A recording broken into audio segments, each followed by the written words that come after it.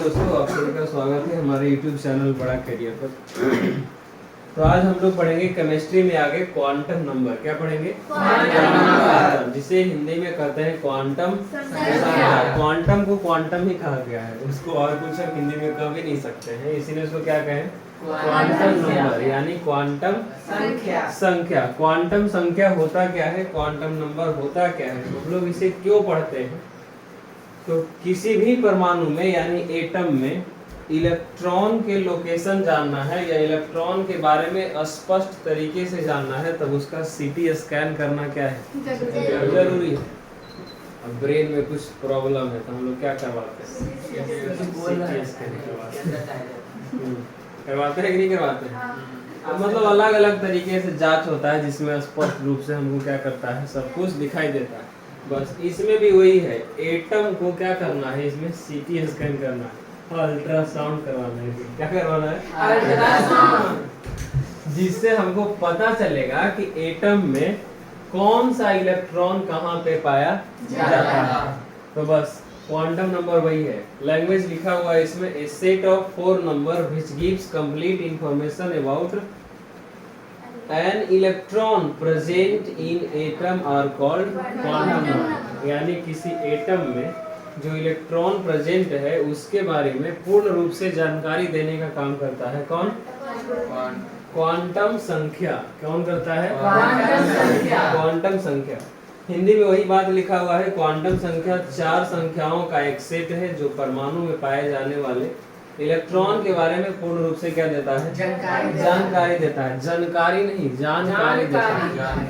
जानकारी देता है। चलिए, अभी यहाँ पे कहता है क्वांटम नंबर 4 प्रकार के होता है। कितने प्रकार के होता है? 4 प्रकार के। सबसे पहला जो हमारा है प्रिंसिपल क्वांटम नंबर। क्या है? Principal quantum number. दूसरा हमारा क्या है? Azimuthal quantum number. क्या है? Azimuthal quantum number. और तीसरा है मैग्नेटिक क्वांटम नंबर। और चौथा है एटॉमिक नंबर। को समझना है तब इन सभी बातों को अच्छे ढंग से समझना बहुत जरूरी है, क्योंकि क्वांटम नंबर ही आगे का रूपरेखा तैयार करता है। तो सबसे पहले हम लोग इसमें बात करेंगे प्रिंसिपल क्वांटम नंबर के बारे में। किसके बारे में? Principal quantum number. इसका हिंदी आगे लिखा हुआ है, बस देखिए। प्रिंसिपल क्वांटम नंबर क्या कहता है? इसको हिंदी में कहते हैं मुख्य क्वांटम संख्या। क्या कहते हैं? मुख्य क्वांटम संख्या। देखो, मुख्य क्वांटम संख्या का काम क्या है? ये कहता है कि इसमें जो प्रिंसिपल क्वांटम नंबर है इसको हम n से सूचित करते हैं। किससे? n से सूचित करते हैं। और ये जो हमारा n है बाबू, क्या है? n है। यह n हमारा बताता है सेल नंबर। क्या बताता है? Cell number. सेल नंबर बताता है। अगर n का मान 1 है, n का मान कितना है? 1 है, यानी कौन सा सेल है? पहला सेल है। अगर n का मान 2 है मतलब कौन सा सेल? दूसरा सेल है। अगर n का मान 3 है मतलब कौन सा सेल? तो प्रिंसिपल क्वांटम नंबर जो है वो किसके बारे में बात करता है? सेल नंबर के बारे में, यानी कक्षा की संख्या के बारे में। जैसे तुमसे पूछे कि n बराबर 6 है तो कौन सा कक्षा होगा? छठा होगा, क्योंकि n क्या कहता है? मुख्य क्वांटम संख्या वही कह रहा है। n जो है यहाँ लिखा हुआ है, देखिए second point, the value of n tells about the shell number. यानी n का मान कक्षा की संख्या को क्या कर रहा है? दर्शा रहा है। अगर n का मान 1 है मतलब कक्षा की संख्या कौन है? 1 है। अगर n का मान 3 है मतलब कक्षा की संख्या कौन सी है? 3। आगे कहता है कि n का वैल्यू क्या हो सकता है? देखिए, n का वैल्यू 1 2 3 मतलब कोई भी इंटीजर इसमें हो सकता है। सिर्फ पॉजिटिव इंटीजर, समझ रहे हैं? नेगेटिव -1 कक्षा होगा।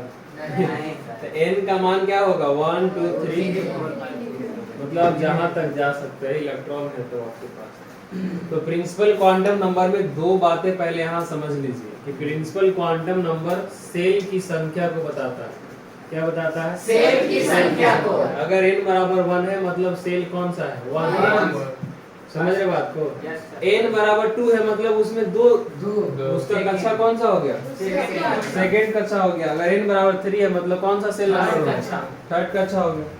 अब n का मान देख लिए कि 1 2 3 मतलब डॉट डॉट हो सकता है। आगे इसमें कहता है कि maximum number of electron in a shell, यानी कक्षा में, किसी कक्षा में अधिकतम इलेक्ट्रॉन की संख्या कितना होगा, तो उसका एक फार्मूला है 2n²। क्या है? 2n²। अब देखिए बात को, सबसे इंपॉर्टेंट बात है, अगर आपसे यहाँ पूछ दिया जाए कि कक्षा संख्या 1 है, कक्षा संख्या कितना है? 1 है, यानी n इक्वल टू कितना हो गया बाबू? 1 हो गया। अब आपसे पूछता है कि कक्षा 1 में n इक्वल टू 1 है, तब हमको बताइए कि इसमें जो नंबर ऑफ इलेक्ट्रॉन है, क्या नंबर ऑफ इलेक्ट्रॉन, यानी जो इलेक्ट्रॉन की संख्या है वो कितना होगा, इलेक्ट्रॉन की संख्या है वो कितना होगा। तो आपको फॉर्मूला बताया गया कि किसी, यानी number of electron in a shell, क्या फॉर्मूला है? 2n²। तो फॉर्मूला है 2n², और 2 और n का मान कितना है? पहला सेल में पूछ रहा है ना जी, 1 का स्क्वायर यानी कितना होगा? 2, यानी पहला कक्षा में कितना इलेक्ट्रॉन होगा? समझ गए रौनक? पहला कक्षा में कितने इलेक्ट्रॉन? 2 इलेक्ट्रॉन। रौनक का नाम मुकेश था, इसका नाम बदल के क्या कर दिया गया? मुकेश जी। समझिए बात में, मुकेश भी अच्छा नाम है, मुकेश अंबानी समझ रहे हो तुम। नंबर ऑफ इलेक्ट्रॉन, अगर n बराबर तुमको 2 दे दे, ये अलग सवाल है, n बराबर कितना दे दे? 2। अब उसमें पूछता है कि कितना इलेक्ट्रॉन होगा, तो कितना इलेक्ट्रॉन होगा? फॉर्मूला क्या है? 2n²। तो 2 n का मान कितना है? 2, यानी 2 का स्क्वायर यानी 2 गुना 4, यानी कितना हो गया? बात समझे? अगर n बराबर 3 दे दे, क्या दे दे? 3, तब देखो तो क्या हो जाएगा? 2n² होगा जी, यानी 2 गुना 3 का स्क्वायर। रौनक 3 तिहाई 9 और 9 दूनी 18, यानी कितना इलेक्ट्रॉन हो गया? हो गया ना जी। अब आप जानते हैं, क्या जानते हैं? देखिए तो जरा इधर, ये बात अब जानते हैं कि K सेल में के इलेक्ट्रॉन, और L में के और M में के। यही बात यहाँ नहीं आ रहा है, यानी K कोई तो हम पहला सेल कहते हैं, और L को कौन सा सेल? दूसरा। और इसको क्या कहते हैं? तो आपसे कोई भी सेल पूछ दे, अब छठा सेल के लिए पूछ देगा कि उसमें कितना इलेक्ट्रॉन होगा, तो फॉर्मूला याद होना चाहिए 2n²। तो छठा के लिए पूछ रहा है, मतलब n का मान कितना है? 6 है। अब नंबर ऑफ इलेक्ट्रॉन यानी 2 गुना n² मतलब 6 का स्क्वायर, यानी 2 और 6 36, और 36 में 2 से मल्टीप्लाई कर दो 72। इसको 72 बोलता है, क्या बोलते हैं ना? समझ गए बात को? कोई दिक्कत इसमें? नंबर ऑफ इलेक्ट्रॉन निकालने आ गया, सेल नंबर दिया रहे, नंबर ऑफ इलेक्ट्रॉन निकल जाएगा। किसी को कोई दिक्कत? चलिए, ये सब बहुत आसान था, इसलिए आपको भी मजा आ रहा है भाई, थोड़ा सा देखो बस वही काम यहाँ हम लिख दिए हैं। अगर n का मान 1 होगा तो उसका सेल नेम, नाम क्या रखेंगे? तो जो पहला सेल रहेगा उसका क्या नाम है? K। दूसरा सेल है उसका क्या नाम है? L। और तीसरा सेल M। समझ रहे बात को?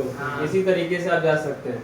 बस सेल नेम हो गया। अगर ऑर्बिट पूछा जाए तो K सेल होगा तो फर्स्ट ऑर्बिट होगा, मतलब फर्स्ट ऑर्बिट। जैसे देखो, अगर ये हमारा क्या हो जाए? न्यूक्लियस। क्या हो जाए? न्यूक्लियस हो गया, और ये फर्स्ट ऑर्बिट हो गया, मतलब इसी को हम क्या कहेंगे? K shell. और अब एक और आ गया, तो सेकंड ऑर्बिट हो गया, कौन सा सेल? L cell. और एक और ऑर्बिट आ गया, तो समझ रहे बात को? फर्स्ट ऑर्बिट हो गया, और कौन सा ऑर्बिट हो गया? सेकंड। और कौन सा ऑर्बिट हो गया? Third orbit. समझे बात को?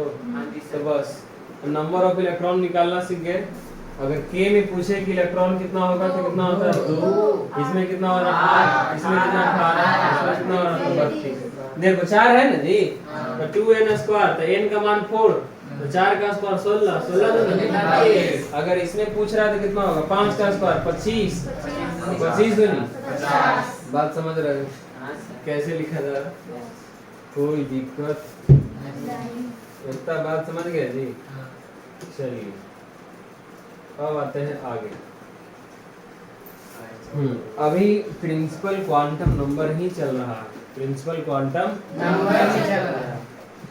देखो तो बाबू, इसमें एक चीज समझो, यहाँ हम आपको अभी समझाए कि नंबर ऑफ इलेक्ट्रॉन कैसे निकालेंगे। वो के सेल में देख रहे हैं 2 ही इलेक्ट्रॉन। कितना इलेक्ट्रॉन है? 2। एल सेल में कितना इलेक्ट्रॉन? 8। एम में 18 और एन में 32 और 50। अब देखो तो जैसे जैसे हम ऑर्बिटल की संख्या बढ़ा रहे हैं यानी नंबर ऑफ इलेक्ट्रॉन बढ़ रहा है, क्या सोच रहा है लड़का? तो गम में डूबा है यार। देखो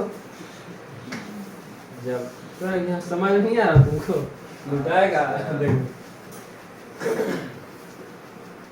समझिए, जैसे जैसे हम क्या कर रहे हैं, इलेक्ट्रॉन बढ़ा रहे हैं यानी n का मान बढ़ रहा है, नंबर ऑफ सेल क्या हो रहा है? जैसे पहला सेल था तो उसमें 2 ही इलेक्ट्रॉन था, तो 2 इलेक्ट्रॉन हम यहाँ क्या कर दे रहे हैं? रख दे रहे हैं। कौन सा सेल में? के सेल में। एल में आए तो इसमें कितना इलेक्ट्रॉन हो गया? मतलब 8 इलेक्ट्रॉन रखना है। और आगे आए तो कितना रखना है? 18। और आगे जाए तो कितना रखना है? यानी जैसे जैसे हम आगे बढ़ रहे हैं सेल का साइज देखो तो क्या होते जा रहा है? नहीं बढ़ते जा रहा है। इसके लिए रेडियस उतना होगा, इसका इतना छोटा होगा, इतना। देखो बढ़ रहा है कि नहीं बढ़ रहा? बढ़ रहा है ना जी। तो जैसे जैसे सेल का आकार बढ़ रहा है मतलब नंबर ऑफ इलेक्ट्रॉन बढ़ रहा है। तो इसी के बारे में आगे बात किया जा रहा है यहाँ पे, size of orbital. Size of orbital यानी कक्षा का आकार। कक्षा का आकार। तो देखो अगर कम इलेक्ट्रॉन तो उसका क्या होगा? छोटा आकार होगा। देखा नहीं इसमें के सेल में कितना? 2 इलेक्ट्रॉन है जी, तो छोटा सा आकार हो गया। ज्यादा इलेक्ट्रॉन एल सेल, देखो आकार बढ़ गया ना उससे। अगर एम सेल आ गया और बढ़ रहा आकार, और एन सेल आ गया और आकार बढ़ गया। यानी कम इलेक्ट्रॉन तो क्या? छोटा आकार। ज्यादा इलेक्ट्रॉन मतलब समझ रहे विनोद? देखो आगे इसमें किसी को दिक्कत? कि वही बात यहाँ कह रहा है कि साइज ऑफ ऑर्बिटल, कक्षा का आकार। कहता है कि larger the value of N, larger is the orbital. N मतलब समझ रहा है ना, कक्षा की संख्या। यानी एन क्या बताता है? वैल्यू ऑफ एन क्या बता रहा है जी? नंबर। अगर एन का मान 1 है मतलब ये कौन सा सेल है? के सेल है। के सेल तो छोटा सेल है कि नहीं? अब अगर n का मान 2 दे दे तो कौन सा सेल है? L shell. और एल सेल में कितना इलेक्ट्रॉन होता है? 8 इलेक्ट्रॉन होगा। जब बड़ा होगा कि नहीं होगा? तो देखो तो n का मान बड़ा किस में है? के में है या एल में है? एल में है। यहाँ क्या कहा आपसे? देखिए तो कि n का मान बड़ा तो कक्षा का आकार भी क्या होगा? तो आपसे पूछे कि के और एल में कौन कक्षा बड़ा होगा? कैसे होगा समझ में आया? क्योंकि n का मान कहता है बड़ा, तो n का मान 1 है, n का मान 2 है, तो 1 बड़ा कि 2? 2 बड़ा। तो 2 कौन सा कक्षा होगा? l। इसलिए l कक्षा क्या होगा? बात समझ गए? कक्षा का आकार सबको समझ में आ गया कैसे होता है? कोई दिक्कत? चलिए अब आगे देखिए। अब देखो एक कहावत सुना है, जिसकी लाठी उसकी भैंस। पहले वाला कहावत मतलब जिसके पास जितना ज्यादा जनसंख्या है वो उतना ही क्या है? मजबूत आदमी है। बस वही बात यहाँ कह रहा है। देखो larger the value of N, higher the energy of orbital. यानी जिसका n का मान क्या होगा? ज्यादा, उस ऑर्बिटल का एनर्जी भी उतना ही क्या होगा? ज्यादा होगा। तो अभी देखिए इसमें बड़ा पूछ रहा था तुमसे, बड़ा पूछा तो हम समझ गए कि बड़ा हमारा इसमें कौन है? एल बड़ा है। बड़ा है कि नहीं है? किससे बड़ा है? के से। और पूछे कि दोनों में ऊर्जा किसका ज्यादा होगा? एनर्जी ज्यादा किसका होगा? जिसका एन ज्यादा उसका ऊर्जा भी क्या होगा? ज्यादा। क्योंकि इसके पास 2 ही इलेक्ट्रॉन है और इसके पास 8 इलेक्ट्रॉन है। तो जिसकी जिसकी जनसंख्या भारी उसकी उतनी हिस्सेदारी। मतलब जैसे के एल एम एन, इससे के से स्टार्ट हुआ है, वैसे ए से काहे नहीं स्टार्ट हुआ? मतलब जैसे के एल एम यहाँ तुम नाम रख लो, कुछ भी नाम रख सकते हैं। हाँ तुम नाम उसको रख लो, माली से स्टार्ट कर दो। नहीं मतलब चल एम से स्टार्ट कर दो। ठीक है चलिए तुम अपना स्टार्ट कर लो जो रखना चाहे। देखो आगे समझते हैं। अभी जानता है इसमें हम आगे इलेक्ट्रोथी पढ़ेंगे कहाँ? पीरियोडिक टेबल में जो 2 आर्टिकल 2 ही आ रहा है, 2 8 18 ये जब आ रहा है ना जी, हाँ इसको मैजिक नंबर कहा जाता है। क्या कहा जाता है इसको? मैजिक नंबर है पीरियोडिक टेबल में। चलिए वो सब हम लोग आगे पढ़ेंगे। अब यहाँ देखिए बात को, ये बात समझा, सेकंड पॉइंट समझाया गया, समझ गए? Yes, sir. कहता है कि n का मान ज्यादा होगा तो उस कक्षा की ऊर्जा भी क्या होगी? ज्यादा होगी। अब सोचो किसी सेल का n का मान 3 है और किसी का 4 है, तो किसका ज्यादा ऊर्जा होगा? 4 का, क्योंकि उसके पास इलेक्ट्रॉन क्या होगा? ज्यादा होगा। जैसे यहाँ 1 है और 2 है, तो 1 में 2 ही इलेक्ट्रॉन है, लेकिन 2 में कितना इलेक्ट्रॉन? कौन ज्यादा मजबूत होगा? किसके पास ऊर्जा ज्यादा होगा? 8 वाला के पास। तो 8 वाला कौन है? एल है। तो एल कक्षा की ऊर्जा क्या होगी? ज्यादा होगी। तो बस वही बात यहाँ कर रहा है। कोई दिक्कत इसमें? अब देखो यहाँ एक पॉइंट लिखा गया है, कहता है all electron in an atom with same value of n are said to be belongs to the same shell. देखो ये भी क्या कह रहा है, कहता है एक परमाणु में प्रमुख क्वांटम संख्या के समान मान वाले सभी इलेक्ट्रॉन एक ही कोष में यानी कक्षा में, कोष मतलब कक्षा में पाए जाते हैं। जैसे हम यहाँ लिखे हैं कार्बन, क्या लिखे हैं? कार्बन। अगर हम इसका बात करते हैं इसके लिए, तो इसमें NS2 यानी n के जगह कौन है इसमें बाबू? 1 है, यानी कक्षा कौन सा हो गया? फर्स्ट हो गया। इसमें आते हैं तो n का मान क्या है? 2 है, और इसमें आते हैं तो n का मान क्या है? 2 है, यानी 2s में जो इलेक्ट्रॉन पाया जा रहा है और 2p4 में जो इलेक्ट्रॉन पाया जा रहा है, दोनों का सेल नंबर क्या होगा? एक ही होगा। सेल नंबर क्या होगा? एक ही होगा। कैसे होगा ये समझो। जैसे कार्बन है ना, तो कार्बन का हम लिखेंगे तो K सेल, तो K सेल में K इलेक्ट्रॉन आएगा जी? 2। तो ये फर्स्ट ऑर्बिट हो गया ना जी, यानी पहला सेल, तो n का मान 1 हो गया ना। लेकिन जैसे ही हम आगे वाला बनाएंगे तो इसमें कितना इलेक्ट्रॉन रखेंगे? 8। लेकिन है कितना हमारे पास? 6। यानी 2s का इलेक्ट्रॉन और 2p का इलेक्ट्रॉन के लिए, दोनों के लिए n का वैल्यू क्या हो गया? 2। सेम हो गया ना। तो बस वही बात है, कह रहा है कि एक परमाणु में प्रमुख क्वांटम संख्या के मान क्या होगा? समान मान वाले। तो इसके लिए भी n का मान 2 और इसके लिए भी n का मान कितना हो गया? 2। तब जो इलेक्ट्रॉन होगा वो एक ही कक्षा में पाया जाएगा। देखो यहाँ अलग अलग है, एस में है और किस में है? पी में है, लेकिन 4 और 2 6 का 6 इलेक्ट्रॉन हमारे यहाँ किस में है? एल सेल में। किस में है? एल सेल में है। बस वही बात कर रहा है, all electron in an atom with the same value of n, यानी सभी इलेक्ट्रॉन के लिए n का वैल्यू क्या है? सेम होगा। तो वो जो भी इलेक्ट्रॉन है, सभी इलेक्ट्रॉन किस में पाया जाएगा? एक ही सेल में पाया जाएगा। तो यहाँ 2 इलेक्ट्रॉन है, यहाँ कितना है? 4। और इसके लिए भी n का मान 2 और इसके लिए भी n का मान 2। तब जो 4 और 2 6 इलेक्ट्रॉन है, ये 6 इलेक्ट्रॉन सबके सब कहाँ पाया जाएगा? एक ही कोष में, यानी एक ही कक्षा में या सेल में पाया जाएगा। कोई दिक्कत इसमें? तो ये हमारा प्रिंसिपल क्वांटम नंबर हो गया। प्रिंसिपल क्वांटम नंबर हो गया। प्रिंसिपल क्वांटम नंबर में आपको n से शुरू करते हैं। n का वैल्यू 1 2 3 4 5 6 डॉट डॉट। n क्या बताता है? n बताता है number of, tells about the shell number, यानी सेल की संख्या को बताता है कि कौन सा सेल होगा। जिसका n का मान ज्यादा होगा वो ऑर्बिटल भी क्या होगा? बड़ा होगा। जिसका n का मान ज्यादा होगा उस ऑर्बिटल का एनर्जी भी क्या होगा? ज्यादा होगा। चलिए, तो अब हम लोग आते हैं दूसरा जो हमारा है क्वांटम नंबर, जिसे हम एजीम्यूथल क्वांटम नंबर कहते हैं। क्या कहते हैं? तो देखो, फर्स्ट हम लोग पढ़े प्रिंसिपल क्वांटम नंबर, उससे हम जान गए कि इलेक्ट्रॉन कौन सा सेल में होगा। फर्स्ट सेल में होगा, सेकंड सेल में होगा या थर्ड सेल में होगा। अब हम लोग इससे आगे जानते हैं। सेल में समझ गया ना? इतना समझ में आ गया कि जो एटम का इलेक्ट्रॉन होता है वो कहाँ रहता है? सेल में रहता है। कहाँ रहता है? सेल में। अब सेल में कहाँ रहता है उसके बारे में अब यहाँ कहता है एजीम्यूथल क्वांटम नंबर। क्या कहता है? एजीम्यूथल क्वांटम नंबर, जिसे हिंदी में कहते हैं द्विगंशी क्वांटम संख्या। अब आप डिसाइड कर लेंगे आपको कौन अच्छा लग रहा है बोल रहे एजीम्यूथल क्वांटम। कौन अच्छा लग रहा है? एजीम्यूथल क्वांटम, देखिए माली द्वारा बनाया गया माला है, जो कि बड़ी महंगा भी। मानस बनाया माला। चलिए ठीक है। कहाँ पढ़ रहे थे? एजीम्यूथल क्वांटम नंबर मतलब द्विगंशी क्वांटम नंबर। संख्या। संख्या वह हिंदी में संख्या लिखा हुआ है। चलिए इसको ढंग से समझना है और ये भी इम्पोर्टेंट है। कहता है कि it is also called angular momentum quantum number. जो एजीम्यूथल क्वांटम संख्या है उसी का दूसरा नाम है एंगुलर मोमेंटम क्वांटम नंबर।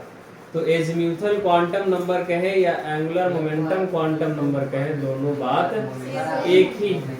वही है, इसे कोणीय संवेग क्वांटम संख्या भी कहते हैं। हिंदी में कहा गया है, यानी द्विगंशी क्वांटम संख्या को कोणीय संवेग क्वांटम संख्या भी कहते हैं। हिंदी इसलिए लिखा गया है कि इसमें कुछ कुछ हिंदी वाला भी है। चलिए ठीक है। अब देखो, इसमें एक चीज नहीं बताया है, ये जो हमारा एजीम्यूथल क्वांटम नंबर है इसको एल से डिनोट करते हैं। किससे? एल से। बात बहुत जरूरी है, एल से डिनोट किया जाता है, शायद आगे कहीं लिखा होगा। देखिए अब हमारा एजीम्यूथल क्वांटम नंबर है वो क्या बताता है? जैसे प्रिंसिपल क्वांटम नंबर हमें बता दिया किसके बारे में? सेल के बारे में, कि प्रिंसिपल क्वांटम नंबर है वो सेल के बारे में बात करेगा। लेकिन एजीम्यूथल क्वांटम नंबर कहता है tells about the shape of the orbital within a shell. जो एजीम्यूथल क्वांटम नंबर है वो उसके शेप के बारे में बात कर रहा है। किसके बारे में? शेप के बारे में, यानी यह ऑर्बिटल के आकार को क्या करता है? बात करता है। यह ऑर्बिटल के आकार के बारे में बात करता है या बताता है। कौन? Azimuthal quantum number. Principal quantum number हमारा कक्षा की संख्या बताने में, यानी n बताने में, लेकिन एजीम्यूथल क्वांटम नंबर कक्षा का क्या बताने में? आकार बताने में। कितना नंबर का होगा वो बताएगा। चलो आगे। नहीं समझ रहे? समझ गए मेरा बात? अब आगे देखो, कहता है कि L का वैल्यू क्या होगा। जैसे N का वैल्यू देखें कि 1 हो रहा है, 1 से स्टार्ट है, 2 3 4 5 जहां तक जाए, उसी तरीके से L का वैल्यू क्या होगा। तो L का वैल्यू कहता है इसमें कि value of L 0 to n minus 1, यानी ओनली क्या होगा? इंटीग्रल वैल्यू 1 हो सकता है, 2 हो सकता है, ये सब होगा। कैसे निकालते हैं अभी इसके बाद आगे समझाया जा रहा है। देखिए आगे एक और बात लिख दिए हैं, इसको अभी तुरंत बता रहे हैं, आगे एक्सप्लेन कर। Particular value of L represent a different सब सेल। देखो हमारे पास सेल था K L M N O P Q, जो भी आप सेल ले लें वो सब क्या था? सेल। लेकिन सेल में ही क्या हमारा एक है? सब सेल, जिसे हम S P D F G H और भी जो भी कहना आप चाहें। तो ये सब क्या है? सब सेल है। ये सब सेल नहीं है, क्या है? सब सेल। सेल को हिंदी में कक्षा कहते हैं, जबकि सब सेल को हिंदी में उप कक्षा कहते हैं। क्या कहते हैं? उप कक्षा। तो जो प्रिंसिपल क्वांटम नंबर था वो कक्षा के बारे में बात कर रहा था, और ये एजीम्यूथल क्वांटम नंबर किसके बारे में? आकार के बारे में, यानी उसका आकार कैसा होगा। तो सब सेल समझे बात को? कौन कौन है? S P D F G H। ठीक है। अब देखो यहाँ हम लिख दिए हैं पहले ही, सब सेल S है तो उसके लिए L का वैल्यू क्या होगा? 0। L है क्या? एजीम्यूथल क्वांटम संख्या। वही, हाँ, एजीम्यूथल क्वांटम नंबर यानी द्विगंशी क्वांटम संख्या। L है क्या? Azimuthal quantum number. तो देखो S सब सेल के लिए L का मान कितना हो गया? 0। L का मान 0 मतलब एजीम्यूथल क्वांटम नंबर का मान क्या हो गया? 0। P के लिए उसका क्या मान हो गया? 1। और D के लिए क्या हो गया? और F के लिए? G के लिए? H के लिए? अभी हम अपने मन से नहीं लिख दिए, ये आया है। कैसे आया है? डोली से आया है कि जहाज से आया है, इसको समझते हैं। देखो वही बस यहाँ एग्जाम्पल के साथ बताया जाएगा उसमें कि कैसे आया है। बस आपको ध्यान इसमें रखना है एजीम्यूथल क्वांटम नंबर में कि यह जो है वो बात करेगा किसके बारे में? सेल के बारे में। और सबसे इम्पोर्टेंट बात याद करना है कि L का वैल्यू क्या होता है? 0 to n minus 1, यानी 0 से लेकर के n minus 1 तक। समझे बात को? हैं? सच्ची में समझ गए हैं? चलिए ठीक। देखिए n का वैल्यू कितना दे दिया? 1। अब आपसे पूछ रहा है बाबू, जी पूछ रहा है L बराबर 1। ये अच्छा लग रहा है ना? दिख रहा है? ग्रीन ग्रीन है। चलिए ठीक है, हरियाली ले लेना। नहीं बढ़िया लगा तो सोच लो। चलिए समझिए बात को। n का मान कितना है? 1 अभी निकालना क्या है? देखिए एकदम a को समझिए और फिर आप निकाल दीजिएगा। अभी हम बताए थे कि l का जो वैल्यू है वो क्या होता है? n माइनस 1 होता है ना जी। अब देखो यहाँ समझो, 0 और 2 मतलब से n का मान कितना है जी? 1 माइनस 1 में से 1 गया, क्या हो गया? यानी 0 से कहाँ तक? तो l का मान कितना हो गया? कितना हो गया जी? समझ गए बात को? कोई दिक्कत इसमें? तो देखो तो पीछे अभी तुमको बताए हैं कि एस सबसेल के लिए l का मान क्या होता है? 0। क्या होता है? 0। अब एस सबसेल हमारा कौन सा सेल में होगा? तो 1 में होगा, क्योंकि n कक्षा की संख्या बताता है ना। तो n बराबर क्या है? 1। और 1 को हम क्या कर फर्स्ट ऑर्बिट कर रहे हैं, यानी फर्स्ट k सेल कर रहे हैं उसको। तो k सेल में जो हमारा s सबसेल होगा उसके लिए l का वैल्यू कितना होगा? 0 होगा। कितना होगा? 0। यानी value only one value of l, और l इक्वल टू कितना? 0।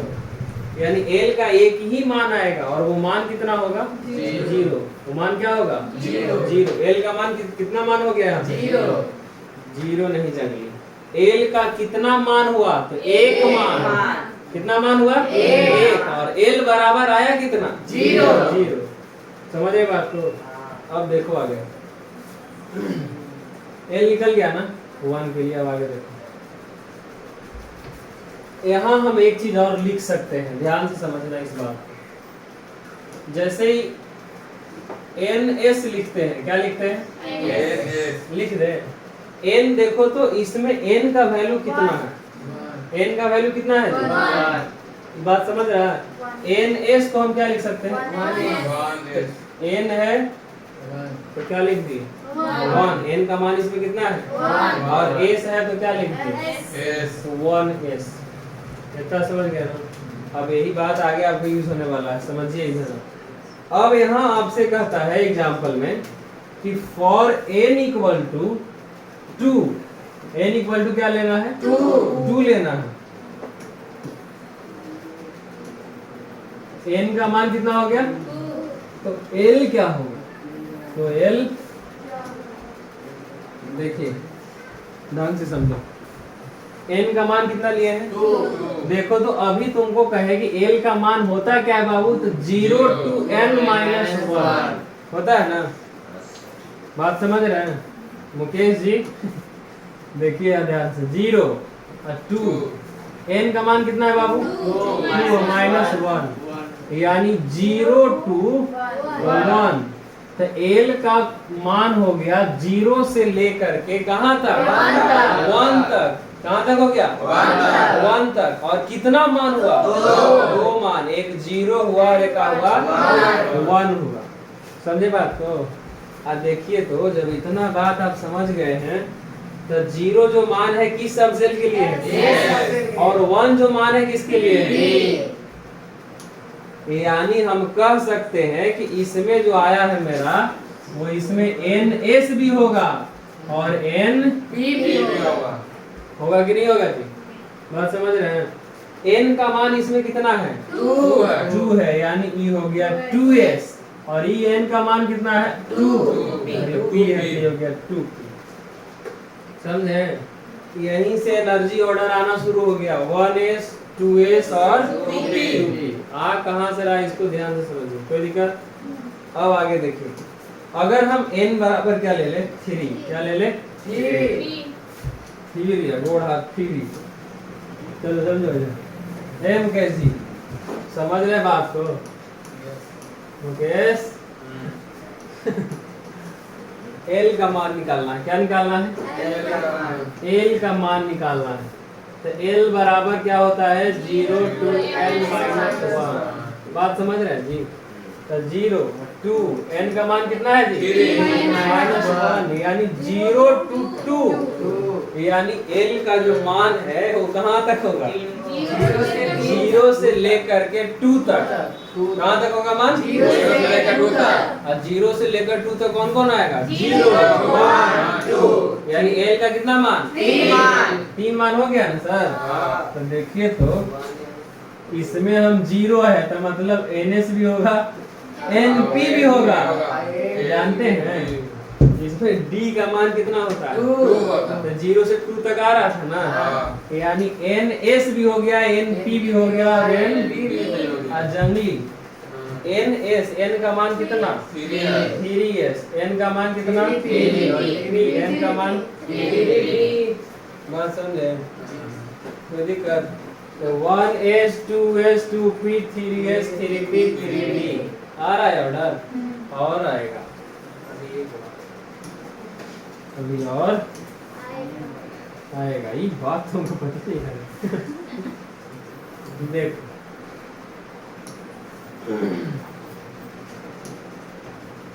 अरे छोड़ो भाई दिमाग। फॉर n इक्वल टू 4 तब l क्या होगा? n इक्वल टू कितना ले लिए हैं? 4 ले लिए हैं। तो देखो फॉर्मूला वही है, बार बार वही चीज आप लगाइए और उससे आंसर पाइए। तो देखिए 0 और 2 4 में से कितना हो गया जी? समझ गए ना? यानी 0 से कहां तक? यानी 0 भी होगा, 1 भी होगा, 2 भी होगा, 3 भी होगा। कितना मान हो गया? 4 मान हो गया। कितना मान हो गया? 4 तक गाड़ी पार। इतना समझ गए, मतलब काम हो गया। मतलब इसमें NS भी आएगा, 0 है ना जी? NP भी आएगा और NP भी आएगा, M भी आएगा। ओ समझ गया ना? देखो तो N का मान कितना है? 4S 4P 4D 4F। मिल गया हमको ऑर्डर है। बात समझे सर? कैसे L का मान निकाला जा रहा है? मेरा फोकस इसमें यही काम था कि L का मान निकालने के लिए सिखाया जाए और एक कैसे ऑर्डर लिखा जा रहा है उसके बारे में। तो निकल समझ गए इतना? चलिए तो अब हम आगे बढ़ते हैं। उम्मीद करते हैं आप समझे होंगे, नहीं समझे तो दोबारा देखिए वीडियो। देखो बाबू अभी कहता है कि energy of orbital, energy of orbital principal quantum number में तो हम देख ही लिए कि जिसका n ज्यादा उसका एनर्जी क्या होगा? ज्यादा। लेकिन सोचो अगर n का मान सबका बराबर हो जाए, नहीं तो उसके लिए फिर एजीम्यूथल क्वांटम नंबर एक कहाँ आएगा काम? देखो कहता है कि if n is same, if n is same, n का मान क्या हो गया? सेम हो गया। As the value of l, as the value of l increases, energy of orbital also increases. अगर n का मान बराबर हो जाए तब तो प्रिंसिपल क्वांटम नंबर कहा क्या कि जिसका n ज्यादा उसका ऊर्जा क्या होगा? वो ऑर्बिटल बड़ा होगा। लेकिन n यहाँ सब में बराबर है तो हम उसके अनुसार कह सकते हैं कि सभी का ऊर्जा क्या होगा? बराबर। लेकिन ये बात इसमें गलत हो जाए क्योंकि n का मान सेम होगा तो ऑर्बिटल की ऊर्जा l का मान बढ़ने पर क्या होगा? बढ़ेगा।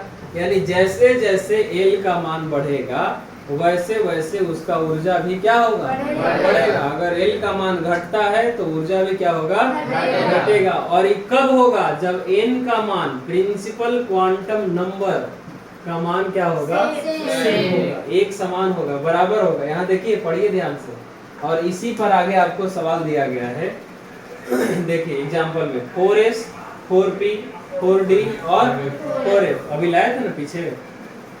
देखिए तो इसमें अगर हम n लिखना चाहते हैं तो n का मान कितना हो गया? 4। ये भी 4, ये भी 4 और ये भी 4।